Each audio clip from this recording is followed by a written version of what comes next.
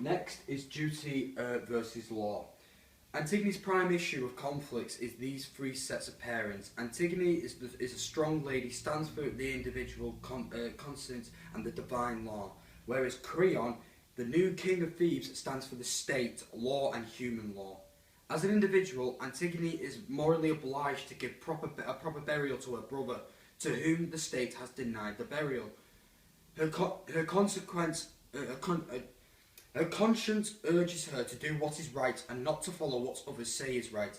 She believes that according to the divine law too, any human being on earth must have a right funeral after the death. So she is bold and stubborn enough to carry out her mission to bury her brother. On the other side, Creon, the newly appointed king of Thebes, tries to establish the authority and supreme and makes his own law, disobeying the gods. As a king, he sets the rules to keep order and peace in the state, but at the same time, he must not forget the divine law, but he trespasses the law and denies the burial of Antigone's brother Polynices and orders to kill Antigone. Creon's need to defeat Antigone is either personal or to maintain his pride, his kingship, his power, and more to maintain his manhood. Next is social context.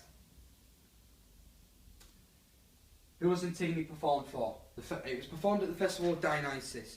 Antigone was performed for the festival of Dionysia. It was entered into a tragedy competition, and it also won. It was performed so that Sophocles could become well known, and if you won this competition, it was a great honour due to the fact that the whole festival was for Dionysus. So winning a competition like this was like getting respect off the gods. Next, how did it come about?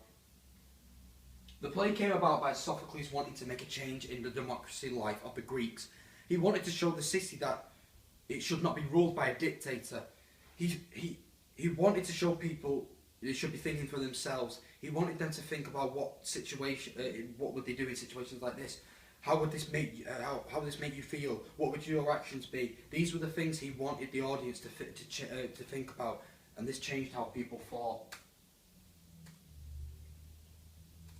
Next is political context. Who voted? The people who voted were the men. Sadly, women were raised to stay at home and to cook and clean, and political matters were left to the men. Who had the power? In 441, Antigone was performed, and back then the person who was in power was Pericles. Pericles was a prominent and influential Greek statesman, orator and general of Athens during the Golden Age, specifically the time between in Persian and Peloponnesian wars. He was descended through his mother from the powerful and historical influence of the Achaemenid family. And here are just some thoughts about the Greeks and Sophocles. In the play Antigone, Sophocles wanted the audience to think about democracy because there wasn't any. Such things as women voting didn't exist. Hence why the main hero of this story was a woman who was against the laws of a dictator. He wanted the audience to make difficult choices. If you were Antigone, what would you have done? They did this so that people could make difficult decisions when it came to voting. Antigone was wrote at the time because it had no democracy, and Sophocles wanted to broaden the mindset of the Greeks. When the audience watched Antigone, they would have felt different emotions, and this is what Sophocles would have wanted. He wanted the people of Greece to think for themselves. Even if they agreed or disagreed with Antigone's beliefs, it didn't matter, because he just wanted the Greeks to think for themselves. At this point, it was a period of the rising tension and intimate fighting between the Athens and Sparta. The fighting would eventually accumulate in the Peloponnesian War. It was probably reflected in the fictional war from which Thebes had just emerged in the play.